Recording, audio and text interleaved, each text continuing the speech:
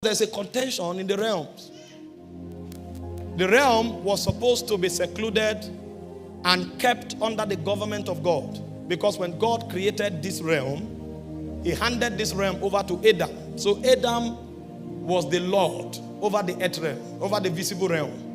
In Genesis chapter 1 from verse 26 and 28, when God wanted to embark on the project of man, and of course you all know here that there have been many projects.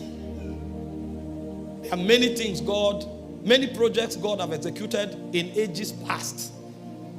When you get into the heavens and you see the creatures that are there, you will know man is the youngest of God's creation. A study of the book of Revelation chapter 4 and chapter 5 will open your understanding to some of the ancient things that happened before time itself began. In the eternities of God, certain creation enterprises were carried out and civilizations were formed, governing systems were established, and divine orders and protocols were instituted.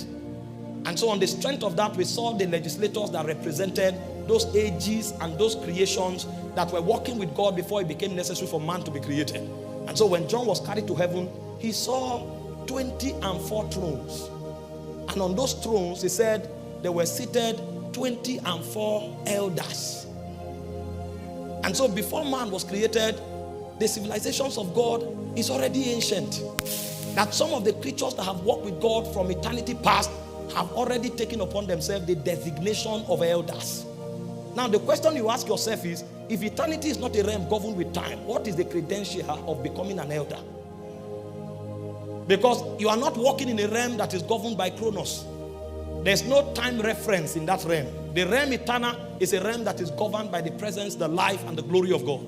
So what makes a creature become an elder? When you study 1 Timothy chapter 3 from verse 1, you will know that eldership has to do with character alignment. And so these creatures are the creatures that mirror God the most. So when you look upon them, their dimensions are an effulgence of the essence of God. And so their age is not in time, it's in light. Now when you are done with those elders, you'll still find other entities. Because why John was weeping? Because he saw the outcome of the human race. And he saw there was no hope for man. And he began to weep in heaven. And he said, a strong angel spoke to him and said, weep not. So after the elders, there are other angels that are called strong. Now what is the credential for strength in the spirit? So there are many creatures in Zion. And Paul, being a wise master builder, an architect of the spirit realm, decided to give us the strata of the spirit realm. And so in Colossians chapter 1 from verse 15, when Paul began to speak, he said Jesus is the first, because all things derive from him. And then after Jesus, he began to give us spiritual stratification. And the first thing he said was, they are thrones. That's why you see the 24 elders are recognized by the thrones they sit on. Because the highest rank in the realm of God is the rank of thrones. And only elders sit on thrones. Then when you are done with thrones, you now have what you call dominions. When you are done with dominions, you have what is called principalities. When you are done with principalities, then you have what is called powers. Then you have angels. Paul was the one giving us this strata in the spirit. So elders are occupants of thrones in the spirit. They co-rule with God. They are part of the legislative council of the spirit realm. And so when God wants to embark on a project, he can consult with the elders and tell them, this is what I have in mind. What do you think about it? This is why in the book of Job, the Bible said, when God created the earth, he said the sons of God sank into creation. Because of the authority they have with God, they've been given the privilege by God to participate in the enterprises of God as touching his agenda.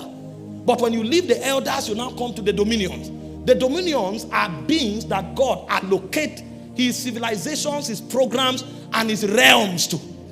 And so while an elder is an occupant of a throne, a dominion is a possessor of a realm. And so when God created Adam in Genesis chapter 1 verse 28, he said, let them have dominion. So what God was doing was to establish Adam as one of the ranking princes in Zion. And what will give Adam the credential to participate among the princes in light is for him to become a possessor of a realm of God. And so the earth realm was wielded to Adam. And after the dominions, you have the principalities. The principalities are the functionaries that are sent. So when God wants to conquer, he sends principalities. Because the word principality means first in rank. So they come first into a territory. They are like the ecclesia of the spirit realm. And then you have the powers. The powers are the ones who come to establish the will of God in a territory that the principality has conquered. Now, the point I'm trying to make is this. When the earth realm was wielded to Adam, Adam was supposed to be the only lord of the earth realm. But unfortunately, he didn't realize that what he was doing was part of an ancient civilization. There is a government in the spirit that extends into the visible realm. And he was saddled with the responsibility of representing that realm on behalf of God. And so another dominion that lost its place in Zion came into the garden in the guise of a serpent. And he began to trade power with Adam. He found a loophole in his soul and traded on the strength of his lust. And when Adam did not realize the essence of his operation in the garden, he decided to sell the earth realm for his appetite. And so from that day onwards, the earth no longer had one Lord. In fact, in 2 Corinthians chapter 4 verse 3, the devil was called the God of this world. And so because the devil has become the God of this world, there's a contention about the will of the spirit that will find expression. And so while God is trying to find expression on the earth realm to establish his dominion, there's another creature that has collected the authority of Adam and is also establishing a parallel government. And so when God begins to give us prophetic insight into what he wants to do, he also gives us insight into what the Lord of the parallel government is doing. So we can be fortified with discernment in order to know how to order our step in a world that there is contention between spirits. The things that happen in the natural realm is a product of the politics of the spirit realm. There are princes in light contending to establish the dominion of Abba. And there are other princes in darkness also trying to establish the dominion of the new God of this world. And so why God is giving us a word for this year is to help shield us from all of the invasive strategies of the dominion in darkness. Because if this prophetic word does not come, we'll be without a covering. We'll become porous because we are not the only beings here. Every time you say thy kingdom come, it's a declaration of war. Because another spirit is establishing another kingdom. And so if you don't want to become vulnerable, you need to carry prophetic words. Prophetic words becomes the insurance system of the spirit that keeps you advancing the agenda of God, the devil's presence notwithstanding. And so when God told us it's a year of establishment, we are also aware that the devil is doing something. Because there are many laws on the earth realm. There are many wheels, there are many policies, there are many protocols, there are many agendas that are being targeted to be fulfilled on the earth realm.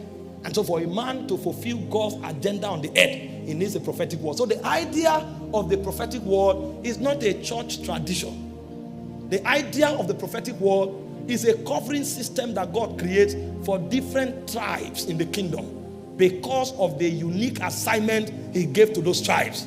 There are persons who think that the New Year word should be the same in all churches. No, it can't be the same. We don't have the same agenda. We are going out to win souls. And so we are going to be invading different territories. There's another tribe in the spirit that God will tell them not to go out, but to sit in the tent and establish people. The guy who is going out needs a different weapon from the guy who is in the tent. And so the word God will give the guy who is going out will be different from the word God is giving the one who will sit in the tent. This is why the New Year messages are not the same. It's not because we are not hearing from God. It's because our assignments are different. And so the words we require for covering will be different. In Psalm 107 verse 20, he said he sent his word and he healed them and he delivered them from all oppression, because there will be activities of darkness. And as we begin to approach the end of the age, this activity will be intensified. And because this activity will be intensified, you cannot go forward without the prophetic word. In Galatians chapter 1 verse 4, the Bible calls this age an evil age. This age is an evil age. In Psalm 74 verse 20, he said the dark places of the earth are the dwellings of the habitations of cruelty. And so there is cruelty in the dark places of the earth. And then you ask yourself, where are the dark places of the earth? You would think it's a packet of different locations. No. Isaiah 60 verse 1 said, the whole earth will be covered with darkness. And he said, gross darkness will cover the people. So everywhere on earth is the habitation of cruelty. The reason you will excel is because you have a word that has become a light. Because the light shines in the darkness, and the darkness comprehended it not. And so the idea of the prophetic word is to give you an insurance as you walk through the year. So you need to have the consciousness requirement, and you also need to have the obedience requirement for the words to speak for you.